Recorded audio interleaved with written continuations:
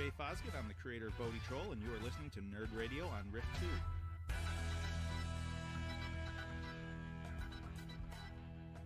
Happy birthday to Jay, too. Today's his birthday. Well, when we're recording this, it's his birthday. When this releases on Friday, it'll have been his birthday 2 days ago. Well, happy belated birthday. Happy belated birthday, Jay Fosgett, creator of Bodie Troll. You're listening to Nerd Radio. My name is Chuck Bean, joined as usual by Mr. Al Beck and James. I just realized between the break that I haven't bothered to throw it to you guys to give us like the socials or where they can find the show or anything. That's what happens when you have content to talk about, Chuck. Yeah, I guess. Which he came in thinking he had nothing. Yeah, I was telling you guys, I was like, nothing huge happened in nerd stuff this week, but I've got a bunch of stories that I've been holding on to that we can talk about. So yeah, see how good we are at recycling old content? Yeah. Al, where can people find us online? Well, of course, we are sponsored by WRIF in Detroit, Rock 92.9 in Boston, and 96K Rock in Fort Myers. You can find the podcast at one simple destination at NerdRadio101.com. That's right. And James, you're also a part of Checkpoint XP, which they are kind enough to let us use their studio on Wednesday afternoons to film this. Where can people find Checkpoint XP? You can find that over at twitch.tv/CheckpointXP and also checkpointxp.com. Absolutely. All right. Well, let's talk a little bit more gaming here. You guys remember we ended last week's show with me talking about the Hasbro Pulse Con. Yes, is what it was called, where they showed all the new Star Wars guys and Transformers and other stuff that it wasn't. Has y'all fallen asleep yet? No, not yet. But I just want to blow past that really fast in case it made him angry again. A couple of things that I wasn't paying attention to you. Excellent.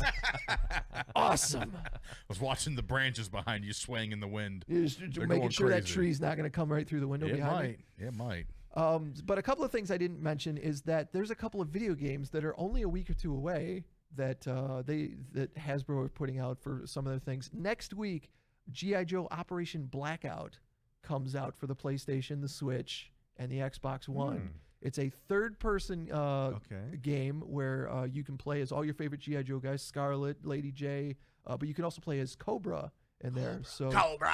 Destro and Zartan are all in there. It's another one of those. Cool. It's another one of those games that's going to be about $40, and it's supposed to have a multiplayer component to it, but I don't know. I like the sound of that. I don't know. It's supposed to have 4-player local PvP matches, which which means that it wouldn't be online, which seems weird. But you can also play co-op with your friends, but once again local. So you have to. It's a couch co-op game.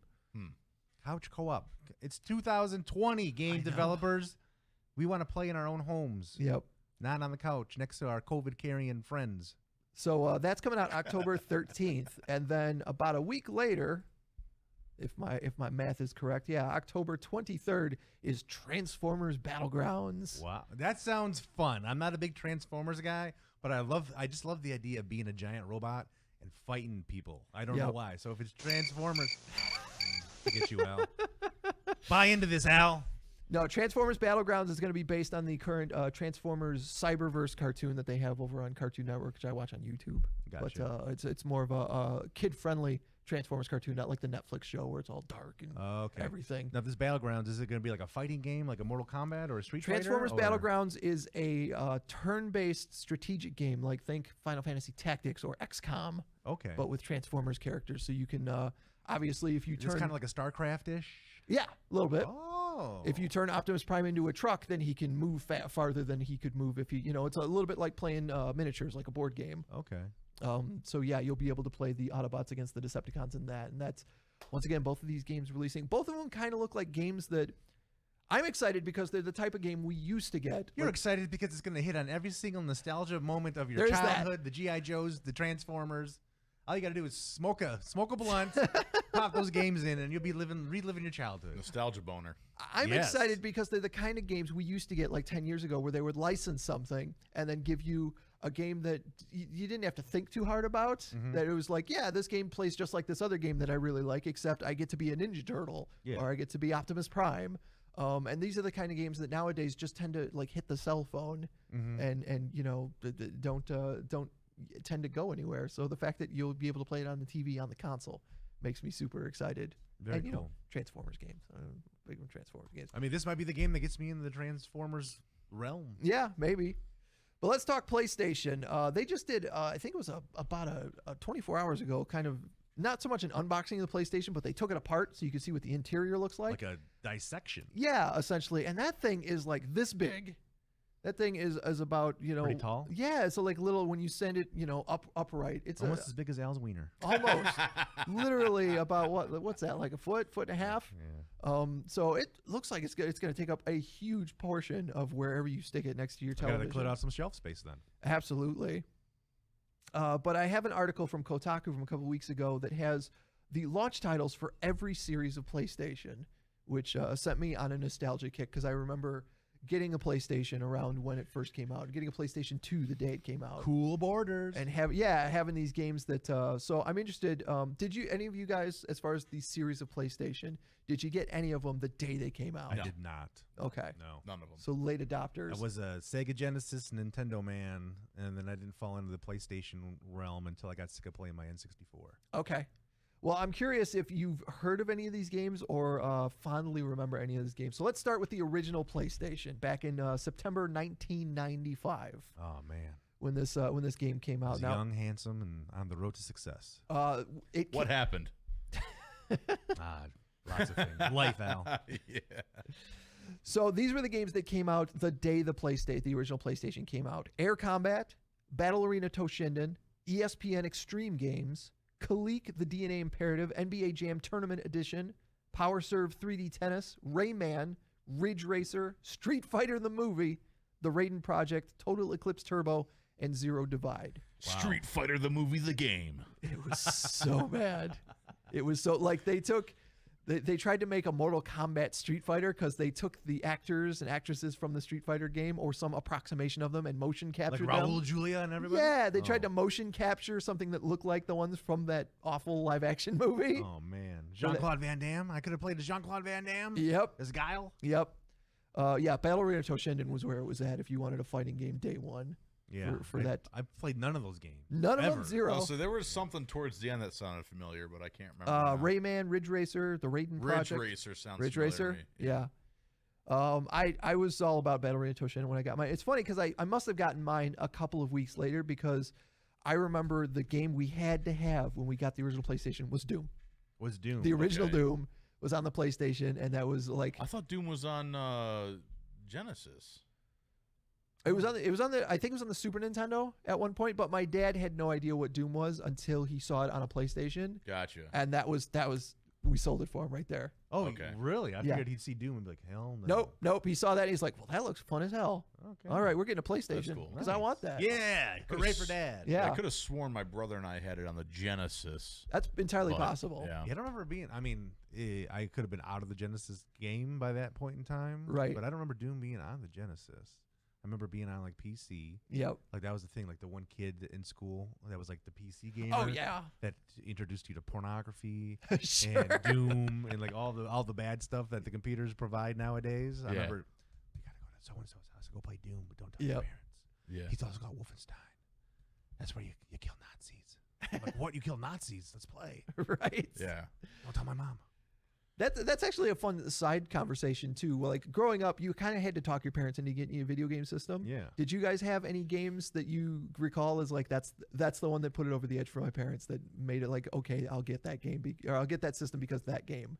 No, I think my parents wanted a Nintendo because they bought a Nintendo pretty much to just shut me up. Yeah. But pretty much after that, like I got a Sega Genesis for Christmas, and then after that, I had paper routes and jobs, and I just bought my own. Yeah. I paid for my own entertainment at that point. See, my dad's younger brother was the one that was an early adopter on like all technology. Like he had a Laserdisc player back in the 80s, and he's the one that another story that we've not told on the stream, but that I've told in the thing when I got a computer, an Atari 800 computer back in the 80s, he's the one that for Christmas gave me a box of pirated games for it. And I did not realize what was going on. I was just like, oh my God, he gave me all these discs and they've got Donkey Kong on them and Pac-Man and this is great. And then when I got older, went, he pirated a bunch of games and gave me for Christmas. That's awesome. It is fun to be naive like that. And thinking back to the times when we were like, oh, I didn't realize that was illegal to tape that off of the movie screen, right? Put it in the VCR and watch. Yeah, but he was the one we would go over Uncle David's house, and I remember clearly one Thanksgiving he whooped me at NHL hockey on the Genesis. And we didn't have a Sega Genesis. I had a Super Nintendo, but I didn't have a Genesis. Yeah. And my dad, within a month, bought a Genesis and NHL hockey just so that when we went back at Christmas, I could beat his ass. That's funny. Shut him up. That's cool. Yeah, Did that's teach you the trick when you skate across so that was back in the time when like the nets were at the top and the bottom. Yep. Was it like 94? I think 94 is the 94, year 95. you could skate right across in front of the goalie and always hit the back corner. Yep. Yeah, I'd kill people like 30 to 4. You wouldn't even have to shoot. You just had to make sure that puck was right in the corner where the thing was, and it would clip through the net and count it as a goal, and you could get it every time. Yeah, no, and we, growing up at our place, video games were not a part of my parents. No, not at all. I mean, there was a couple of games that we had gotten that my dad was like, okay. Like he got into SimCity 2000 on the PlayStation. Okay. And we also got him into like Warcraft before the World of Warcraft thing. Sure. And Empire Earth used to play a bunch of but that was it, man. Like they were not into games, and it was like they weren't going to stop us from playing it, but yeah, no, we had to have paper routes if we wanted games or whatever else. We had to pay for it ourselves. The one thing I would say that in terms of video games that put my parents over the edge to buy something was the Game Boy. They loved Tetris. Okay. Oh. They loved Tetris so much they went out and bought their own Game Boy so they could play Tetris. So did they play Tetris on the Nintendo? They did and enjoy it, and then they're like, Yeah. "Oh man, you can get this thing, and you can take Tetris everywhere you go. That's awesome." Yeah. Actually, now that you mentioned that, I have to amend what I said. They did buy all of us a Game Boy, so we'd shut our damn mouths in the car. Yeah. Okay. Shut up! Did you guys have at least one link cable between you so that you could play against each other? Yeah. Okay. Yeah. Because that would be really mean. You can all have a Game Boys, but I'm not buying you a link cable. That's dumb. Well, I think we had to buy the link cable ourselves, but no, of course, Right. they don't want us to play. That's just going to lead it to us fighting. Right. Yeah, put on headphones, play by yourself. Yep. I really think that's the only gaming system they bought us, and Right. we each had our own. So yeah, keep this stat in mind too. The PS1 launched with 12 games. So that we talk about what is it? The PS5's got 1, 2, 3, 4, 5, 6, 7, 8, 9, like 10. And we're like, man, that's not a lot of games. Well, the PS1 only launched with 12. Let's move ahead to the year 2000 when the PlayStation 2 launched. I remember getting one of those on launch day. Didn't even plan on it. I just gotten a Best Buy credit card, and I'm like, you know what? I'm gonna go stand in line, and if I get one, I get one. Yeah. Cool. And I lucked into one. So I had to make that decision on the fly. He's been in debt ever since. Yeah. It's true. So they had 29 games when the PS2 launched. So let me know if any of these ring a bell, if they were games that you played or that you enjoyed.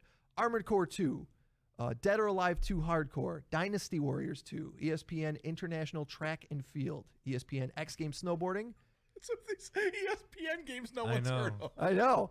Eternal Ring, Evergrace, Fantavision, Gun Griffin Blaze, Kessin, Madden NFL 2001, Midnight Club, that was a racing game, NHL 2001, MotoGP, Orphan, Cue Ball Billiards Master, Ready to Rumble Boxing Round 2, Ridge Racer 5.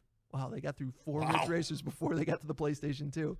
Silent Scope, Smuggler's Run, SSX, Street Fighter EX3, Summoner, Swing Away, Tekken Tag Tournament, Time Splitters, Unreal Tournament, Wild Wild Racing, and X Squad. Wow, those are all launch titles? Those were all. I think SSX day is it came that like out. a snowboarding game? That was a snowboarding I never game. played it, but that rings a bell. I remember seeing commercials for that back when it came out. But Madden, I remember seeing that like in the store, where they put the demo game up. Yep. And I remember seeing that and being like, wow, it looks real. Yep. We did have Madden 2001, but we had the PlayStation 1 version. Yeah. And that was the first time I ever beat my brother in a game. Right. I told that That's story. the one that you've got on your trophy shelf. Yes, I still have that game. That's funny. To this day, because it was the first time I beat my brother, and he whooped my ass for it too. You know what title I was waiting on, and that's the only one on that I had played. But a title I thought would have been on that list, but wasn't, was Medal of Honor. Nope. Because like the 2 games I remember seeing blow my mind on the PS2 and made me thinking I need to get one of these was seeing Madden and also seeing Medal of Honor. Yep. No, I remember the 2 games I walked out of Best Buy with were Silent Scope, because that was the arcade game with the sniper rifle, and I I thought that was the coolest thing ever. And like, yeah, I don't get a big old sniper rifle peripheral, but at one point I did buy a big old sniper rifle peripheral to try it out. Sold a piece They like that? they did, yeah. It didn't work out quite as well, but I bought Silent Scope, and when you got it on day one, you had, if you wanted a first-person shooter, you had two choices. You had Unreal Tournament or Time Splitters. And a lot of people I know picked up Unreal Tournament because they were like, yeah, this is the one on the PC that's friggin' awesome. I bought Time Splitters because it had a mode where you could create your own level. And I'd never, ever successfully created a Doom level, even though you had the capability in the PC. I didn't understand the program where you can create your own Doom level. But Time Splitters simplified it so I can make my own levels. So cool. How many levels did you make? One or two. Oh, okay. Yeah. And I was like, this is neat. So, yeah, there was a couple of games in there. But that is the most games, I think, that any system in the... I might be wrong. The PS4 had quite a few games. I feel like that's the most disappointing list of games. Yeah, well, maybe. That's a lot of games that are just... Oh, we had stinkers. ESPN International, who gives a fuck. There, so that's cool. All right, so 2006 is when the PS3 launched. That had 14 games at launch. They were Blast Factor, Call of Duty 3, Genji, Days of Blade, Madden NFL 07, Marvel Ultimate Alliance, NBA 07, NBA 2K7. So they had two different NBA games to choose from there. Need for Speed Carbon, Resistance Fall of Man, Ridge Racer 7, Tiger Woods PGA Tour Ridge Racer. or 7, Tony Hawk's Project 8, and Untold Legends Dark Kingdom. Oh, and a Mobile Suit Gundam game were all in there. I don't know that I played any of those. I've never even... I played even Marvel owned a Ultimate PS3. Alliance. Oh, yeah. Yeah. You on the PS3 or on your Switch? No, I think I played it on maybe the Xbox 360. Oh, okay. The first Marvel Ultimate Alliance. Yeah, I've never even owned a PS3. No? I skipped right over that generation. Yeah. Is that the same? Would the regular Xbox be the competitor to the PS3? That was the 360. Oh, the 360. Yep. And Okay, the 360 so just I had more. Xbox and I had Xbox 360. So 360 is like when the Halo. I remember huge, right? Yeah, I remember getting a PS3 specifically because it had a Blu-ray player. Yeah, that was the selling point. People were like, "Hey, it's got a Blu-ray player." My 360 could play DVDs, but the 360, I remember they made a specific peripheral that played. What were the red cases? The HD DVDs or whatever like that. Before they decided Blu-rays. Yeah. Before Blu-ray won that war. Yep.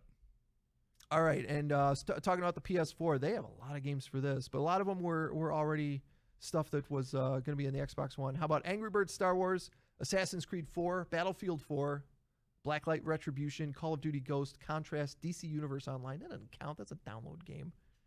Injustice, Gods Among Us Ultimate Edition, Killzone Shadowfall, Just Dance 2014. You know, everybody in this room was playing that game.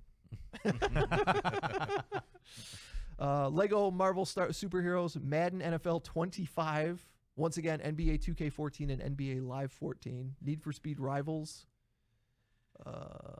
Warframe. Yeah, a lot of these games I've never even heard of as far as the PS4 is concerned. All the more reason to wait to buy a PS5. Yeah, pretty much. Pretty much. So I think what we've established is that the launch games, not always great. Nope. Just enough to get the customers to give up a few bucks. Yeah. Still looking forward to Spider-Man Miles Morales, but you know what? I can play it on my PS4, so I don't care. Mm-hmm. Well, that's all I've got for you guys for this week's Nerd Radio. So thanks for letting me ramble on. Thank you guys on Twitch for listening. We of course encourage you to follow us at Nerd Radio 101 on social media. We're on YouTube, we're on Facebook, we're on Twitter, we're on Instagram.